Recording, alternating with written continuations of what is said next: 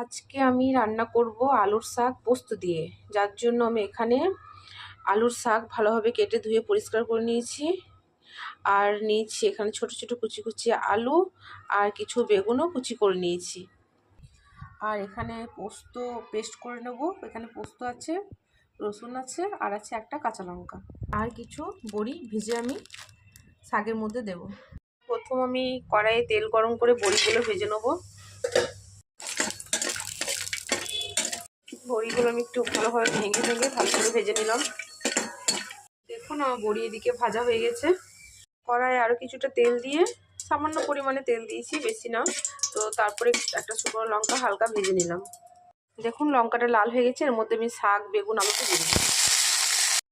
একটু ভালোভাবে নাড়াচাড়া করে নেব। শাকের মধ্যে আমি পরিমাণ মতো নুন দিয়ে দিলাম।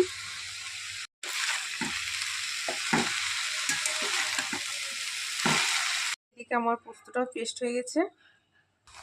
আর শাকটা আর কিছুক্ষণ সেদ্ধ হবে। শাকটা সেদ্ধ হয়ে গেছে, আলুটা একটু সেদ্ধ হলেই পোস্তটা আমি এর মধ্যে দিয়ে দেবো। শাকের মধ্যে এখন আমি পোস্তটা দিয়ে দেবো।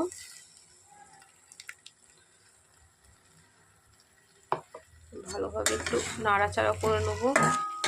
নাড়িয়ে নেওয়ার পর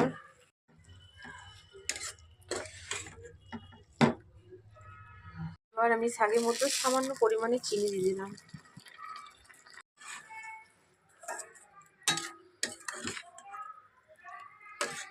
ঠিক আমার শাক হয়ে গেছে, একদম রেডি।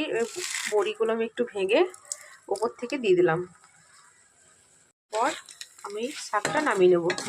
আমার শাক পুরোপুরি হয়ে গেছে। এরকমভাবে শাক রান্না করুন, দেখবেন খেতে খুব ভালো লাগে। আমার তো ভীষণ ভালো লাগে। আমি বেশিরভাগ শাক এরকমভাবে পোস্ত দিয়ে রান্না করি। ভিডিওটা এখানে শেষ করলাম। দেখা হচ্ছে পরের ভিডিওতে।